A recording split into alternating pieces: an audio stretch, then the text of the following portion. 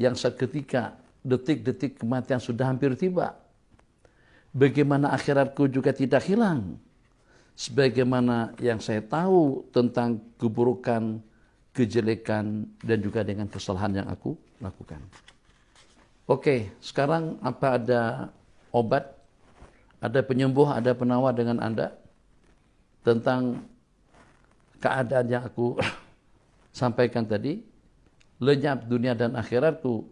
Lenyap dunia sebab karena sudah menunggu detik-detik kematian. Lenyap akhirat karena tidak siap untuk pergi, disebabkan karena dengan bermacam-macam kesilapan dan kesalahan yang pernah aku lakukan di sepanjang hidup. Apa ada satu solusi? Apa ada satu cadangan? Ya, kata Ibn Abi Duat, na'am ya Amiral Mu'minin.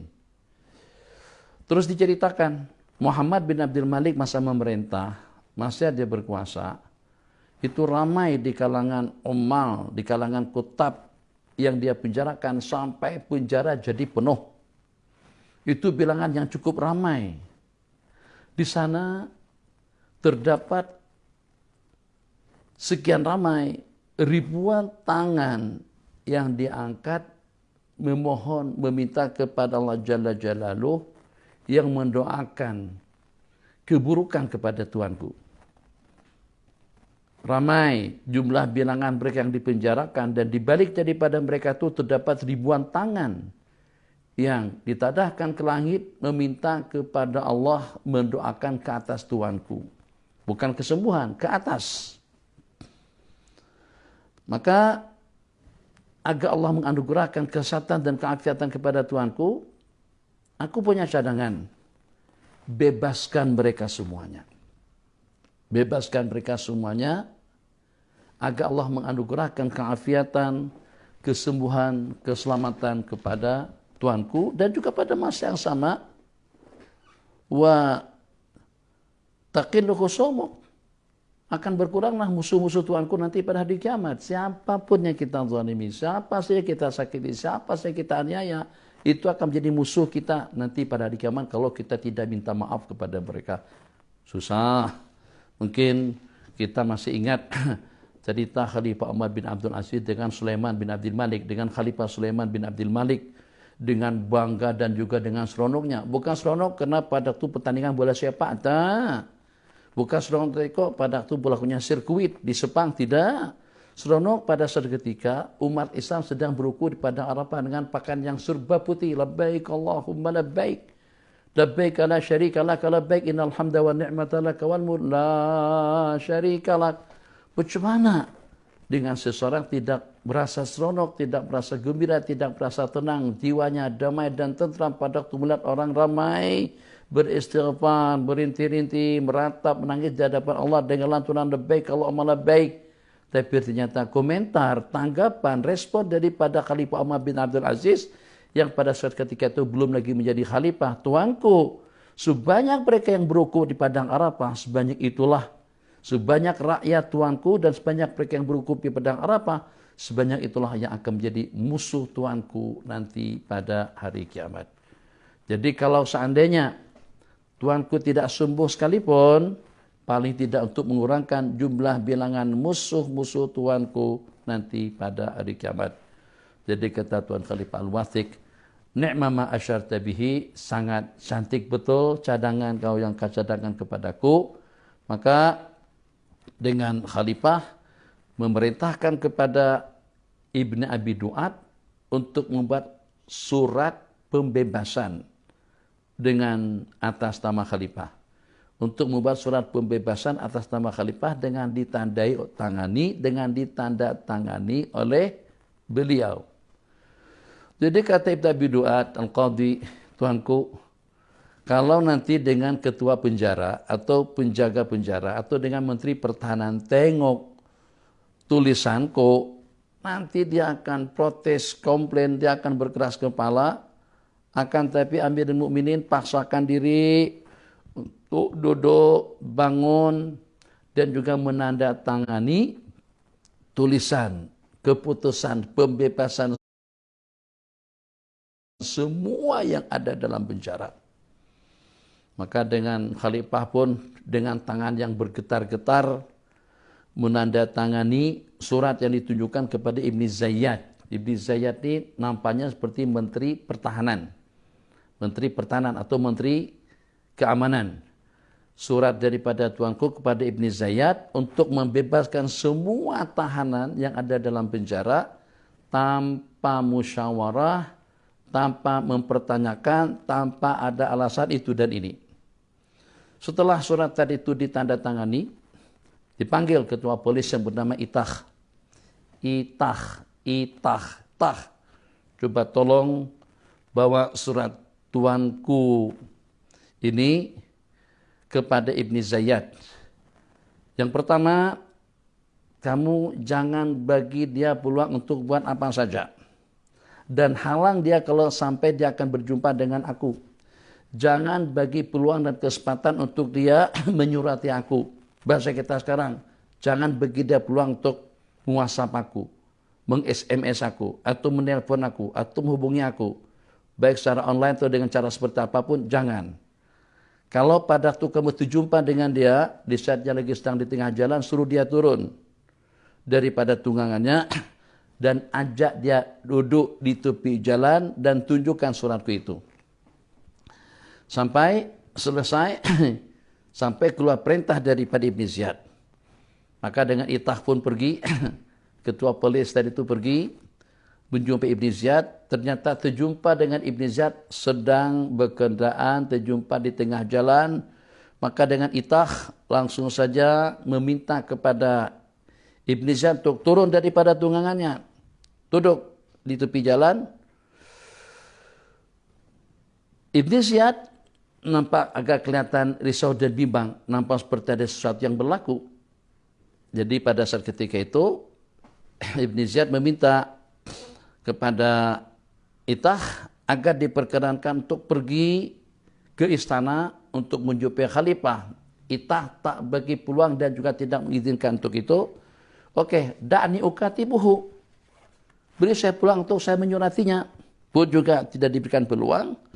Maka dengan Ibn Ziyad tidak beranjak dan tidak bergeser daripada tempat pertemuan tadi itu, melainkan setelah meletakkan tanda tangannya untuk pembebasan semua tahanan penjara pada saat ketika itu. Setelah mereka dibebaskan, kita kembali kepada luahan ucapan daripada Sulaiman bin Wahab dan juga dengan Al-Abbas Al-Khasib. Abi tidak pasti Sulaiman ini apakah di kalangan ulama, di kalangan orang-orang yang mempunyai jabatan, tokoh masyarakat, pemuka masyarakat, juga dengan Al-Abbas bin Al-Khasib, tapi yang secara pastinya ramai bersama beliau dalam tahanan penjara. Mereka mengatakan keadaan mereka dalam penjara sudah tidak ada harapan, dah putus harapan, tak akan mungkin dengan mereka akan selamat. Dan yang paling merisaukan mereka itu adalah keadaan kesehatan Tuan Khalifah semakin hari semakin parah, semakin hari semakin teruk. Takutnya nanti kalau dengan tuanku melantik sebagai putra mahkota, anaknya yang masih kanak-kanak itu untuk menjadi pengganti. Yang tentunya karena dia masih kanak-kanak, beras dia akan memainkan peranan yang memberikan masukan, nasihat dan tindakan pas segala macam. Itulah Ibn Ziyad. Kalau Ibn Ziyad naik, teruk kita semuanya. Tak akan bakalan jadi apa kita dalam tahanan penjara. Itu yang paling merisaukan mereka. Dalam suasana kebingungan seperti itu, dalam keadaan sedih, dalam keadaan sudah putus harapan, datang Itah. Itah ini ketua polis pula. Jadi kata mereka, kami tidak meragukan lagi. Berarti ini satu perkara akan berlaku kepada kami. Entah itu mungkin keputusan kita akan dijatuhkan hukuman seumur hidup kah? Mungkin. Tak adalah cerita seperti itu. Tapi kami takutlah. Saat ketika ketua polis negara tadi itu datang ke penjara, kami pun juga merasa risau dan takut. Ternyata begitu Itah masuk, justru Itah masuk membawa surat daripada Ibn Ziyad, Menteri Pertahanan, atau juga Menteri Dalam Negeri, katakan saja, itu sekedar misal, yang memberikan, yang membawa surat pembebasan kepada mereka. Di situ tertanda tangan Ibn Ziyad, atas perintah daripada Al-Wasik untuk membebaskan mereka semuanya. Masya Allah, tabarakallah. Kami pun merasa bersyukur, serono, gembira, betul-betul merasa bangga. Kami berdoa, kami doakan Ibn Abi Duat dan juga kami doakan Khalifah. Kami kembali sekejap ke rumah kami, kemudian kami tunggu Imam Ibn Abi Duat Al-Qadhi kembali daripada istana Khalifah. Kami tunggu pada malam hari itu juga. Jadi pada saat kami terjumpa, nyata dengan kami pun turun daripada tunggang kami sambut, kami doakan, kami berterima kasih. Dan tak lama kemudian Ibn Abi Duat pun kembali ke istana untuk berjumpa dengan Khalifah Al-Wathid. Apa yang terjadi? Ini mungkin antara daripada tujuan Nabi menceritakan kejadian ini. Yang terjadi pada saat ketika Ibn Abi Duat Al-Qadhi berjumpa dengan tuanku mengatakan, "Qad tabarraktu bira'ik, ya Aba Abdillah." Aku betul-betul optimis dengan pendapatmu, wahai Bapak Abdillah, Aba Abdillah Ibn Abi Duat. Wa wajadtu khiffatan minal illah. Aku terasa sedikit lega. Aku terasa sedikit pulih daripada penyakitku atau daripada gangguan yang mengganggu, dan aku dapat makan setimbang 5 dirham roti dengan sadri dajaj, dengan dada ayam. Nah, jadi ini menunjukkan Khalifah dalam beberapa waktu yang lalu tak lalu makan. Yang selepas pembebasan tadi itu, berlaku pembebasan kepada tahanan penjara semuanya tanpa istikmar, tanpa minta pandangan, tanpa menerima usulan, tanpa menerima instruksi. Pokoknya bebaskan, semuanya dibebaskan. Aku terasa lega, aku terasa ringan, dan juga pada masa yang sama aku dapat makan dalam timbangan 5 dirham perak roti dengan dada ayam. Jadi kata Abu Abdillah Ahmad Ibn Abi Duat mengatakan, wahai tuanku, ya Amiral Mukminin, tilkal ayati allati tatlu alaika ghadwatan, itu dengan tangan-tangan yang meminta kepada Allah pada waktu pagi ke atas tuan, ternyata ditadahkan kembali kepada Allah di waktu petang mendoakan kesejahteraan dan keselamatan kepada tuanku. Tilkal ayadi, itulah dia dengan tangan-tangan yang telah mendoakan ke atas tuanku di waktu pagi. Di sebelah petanya ternyata tangan-tangan tersebut mendoakan kesejahteraan, keselamatan kepada tuanku di waktu petang. Setelah peristiwa kejadian tadi itu, Khalifah Wathik pun 3 hari kemudian meninggal dunia. Jadi apa yang dapat kita simpulkan daripada cerita, daripada riwayat dan hikayat, daripada kejadian tadi itu, kadang-kadang yang menyebab seseorang itu susah untuk mendapatkan keperluan hidup, kadang-kadang dengan seseorang itu terkandas dan juga terhalang urusan bisnis dan juga dengan urusan usahanya, kadang-kadang dengan seseorang itu ternyata tidak pernah lepas dan tidak pernah luput daripada sasaran bencana, musibah dan malapetaka. Kadang-kadang penyakit yang tidak ada detik-detik atau yang tidak memberi harapan seseorang itu akan sembuh daripada penyakitnya. Nah, itu kadang-kadang asbab musababnya adalah kezaliman, dosa, kesalahan. Ya ima untuk Allah bersihkan daripada dosa kalau orang itu tidak berdosa.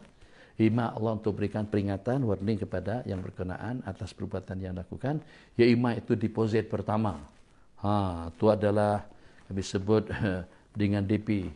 Jadi dengan bayaran pertama daripada azab Allah Jalla Jalaluh. Ya ima untuk mengangkat martabat dan derajatnya. Ya ima azab, ima pembersih, ima untuk mengangkat derajat, atau sebagai suatu peringatan daripada Allah Jalla Jalaluh.